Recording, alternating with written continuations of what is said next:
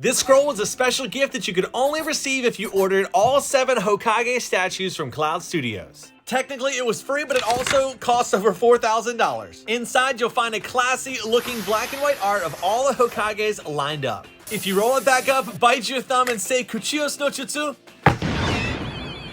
it summons all 7 Hokage statues, which we'll be showcasing in today's video. Before we jump into the statues, I wanted to officially announce the end of the year room tour for 2022 is going to be dropping December 24th, the day before Christmas, and I did want to give you a sneak preview. Whoa, what do you think you're doing, man? Hey boss, I was just sharing a quick teaser of the room tour before it drops at the end of the year. No. Don't be flashing the goods before it's time. Oh, come on, it's just a teaser. No teasing, and figure out a way to charge him to see it. What? Hey, you heard me. I need more money for more research. Get back to work. So we're not charging, and in between the statues, I'll give you little previews, but only when boss isn't looking, okay? Kicking it off with none other than the first Hokage. On the bottom, we have the edition size numbers, and we have a wood dragon that is popping out from the ground and wrapping around the top of the statue. Sculpted separately is the head for that, with that classic elephant nose looking trunk, so strange. And then we have 4 different dust clouds in the back where these giant hands are going to be keying into. These are to represent his 1,000 hand jutsu. And with all these hands just standing out like this, I couldn't help but take one and give him a good old high five. Now we have the main body for Hashirama. I will say there's a hyper-realistic nature to this statue where the details are amazing. The veins and the skin, the battle damage on the armor, the texture on the clothing, even the dirt that's on the side of that. You can see the leather straps here as well, all textured. It's amazing because you don't usually see this level of detail in a 1/7 scale statue, which these are. Just like the foot, the hand is sculpted so realistically. Multiple layers of paint to even bring out stuff like the veins in there. Right around the neck, you'll see a notch for the head will key into. Thankfully, we got 2 different head sculpts. The first one being an Edo Tensei Sage mode with his headband on. Nice dynamic flowing motion of the hair. While I do think the Edo Tensei head looks cool, I do prefer the non-version that's gonna have him without the headband on, and again, those Sage mode markings all throughout. What's awesome about this Cloud Studios line of statues is they all came with busts or versions, an EX version of the statue where you could get this bust and you can display the secondary head next to it so it doesn't go to waste or have to keep it in the box. You also have these metal edition size plaques with a silhouette of the character behind it, but I don't like those with my statues. I love displaying cards. Here is the Bandai for Hashirama, and then we have the Kaiyu OR and the Kaiyu UR version. I think I'm going to be going with the OR because of the next statue we're going to be showcasing and the card that's going with that. Definitely one of the perfect, most balanced Hashirama statues out there. By the base alone, you should know we're going for Tobirama Senju, or the second Hokage. Scattered all throughout the bottom of the base, we'll see these explosive tags or paper bombs. On the left side, you'll see what looks like a water vortex, but that is actually going to be the spine for a water dragon that's featured in the statue. Here is the head sculpt for that nice bright yellow eye with a magnet on the back where it attaches to, and the clear resin for these statues are just perfect. Attached separately and off camera is going to be 2 separate water dragons towering above on the statue. It really does accent Hashirama's well, the way they curve like that, just like the hands. As for the main body, it's going to mirror the same quality we saw for Hashirama, all the details, the veins, the textures on the outfit. And I gotta say, side note, Tobirama's outfit and character design is that amongst one of my favorite in this series. I love that fur that goes all around the neck, and also the blue covered armor. The blue is my favorite color. You'll notice the right hand in the back is missing. That's because there are 2 options you have available. So we have the more standard classic version here where he is holding a katana, is made out of real metal as well. And also you have this secondary option where he can wield the Sword of the Thunder God, a classic weapon originally wielded by him. We saw another character use it as well. Here's the standard head sculpt, the non-Edo Tensei version, the one that I'll definitely be going with. And while boss is away, we'll go ahead and take off the first panel. We'll see STR Tsunade, one of the classics in my collection from the Sanin line. Then we have Tauntaun, the 3 goofballs sitting over here. And then we also have my M&T 10 of Tsunade from Bandai. And then the Black Label OR from Kaiyu. And up top is the Box Studios Sakura, probably the one and only Sakura statue I'll own in my collection.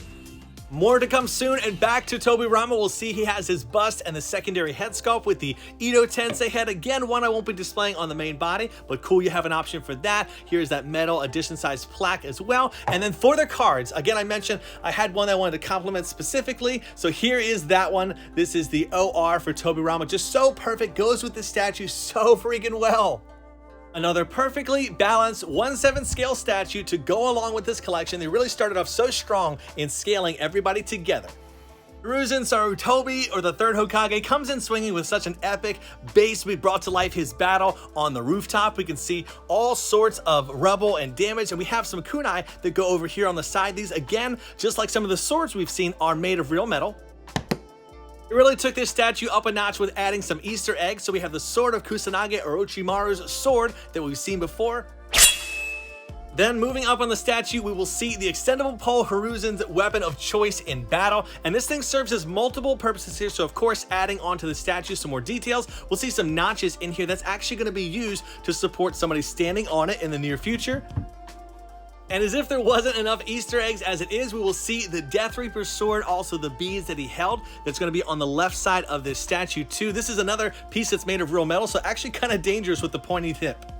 Right below the staff is where the third Hokage will key into, again, packing so much details. I love getting to see statues in real life because it adds and brings to life some details you really didn't get to appreciate in the series. Look at that back plate of armor. Like, that's something we don't really get to see close up like that level of cracks and battle damage. If you've ever watched my videos and wondered why do they sculpt these hands and heads separately, well, it's to save from potential breakages that could happen during the shipping process. So anything that can sculpt separately, I'm always happy when they do it, especially the head sculpts, because usually they have multiple options. Like here's the standard one that I've already said I do prefer over the Edo Tensei. The long loose wrappings were also sculpted. I attached that on there separately. They really do add a nice little motion to the statue overall, but we do have a few broccoli looking trees that we're going to add onto the statue. Monkey King Enma, this is one of the few statues in existence that does capture him in there. This is one of my favorite summons in this series. I've always loved gorillas and monkeys growing up, so when I first saw him in the series, I just loved it, especially compared to snakes and toads and slugs. Again, one of the coolest things in showcasing statues is the ability to appreciate some of the details that you don't see in the series very often. Here's those hands sculpted separately, got the fur popping out the wrists, and also the head sculpt, very huge, a large mane, reminds me of something like Jiraiya has, so difficult to hold up to the camera, but you can see captured his likeness perfectly. Here's that bust with the reanimated eyes and then also the metallic plaque. Now for this one, I don't have a graded card available, but I plan on sending a few of these in because I think it goes so perfectly with the statue, so hopefully I'll get a good grade in the future. Though I'm sure this is one of the least favorite of the Hokage out there for people, I do love the balanced Easter eggs and again how well this goes with the others. Now for the fourth Hokage, or Minato, we're kicking it off with a giant 9 tails or Kurama head on the base. Something has made him very angry and upset. We can see his eyes looking upwards, so we'll go over what that is. But before we do, we'll take another sneak peek. Extending the Sakura and Tsunade display, we'll see Naruto, Sasuke, Jiraiya, and Orochimaru bringing to life the legendary signing and the new 3-way deadlock. So much to see and talk about, but December 24th, we will dive into that. So we have Kurama's claw or hand on the bottom of the base. If you noticed before, there's some claw or scratching marks on here that adds to that effect by putting this right on here. While this is amazing looking, I do have some thoughts about this because, you know, the fourth Hokage is very difficult to bring to life, especially his jutsus, because he doesn't use anything too flashy per se. I guess he is the Flash, but still, capturing that would be very difficult in a statue. So what they chose here, as we can see on top, is the Death Reaper, which looks so strange because he's missing his hair, but also the texture or nature of this is like it's a stony statue instead of clear resin. So I'm not sure why they did that. I kind of like it because it would be distracting if it was the clear resin, but it's meant to represent, of course, the Death Reaper. On top though, which makes this statue extremely tall, is his hand, the beads, the katana that he uses, and this really does just make this statue tower above the previous 3 Hokage that we've shown. While the quality did stay the same and it's amazing, I will say that I'm not a fan of this concept overall. I do wish they went a little bit different as a direction, especially with it not scaling well with the others.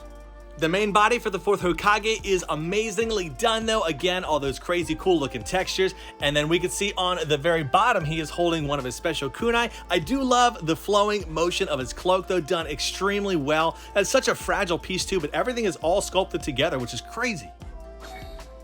You would kind of imagine he's holding a Rasengan, but he's actually going to be holding the chains that do bind the Nine Tails when he does seal him away. So kind of interesting, different, definitely not what I expected with the statue.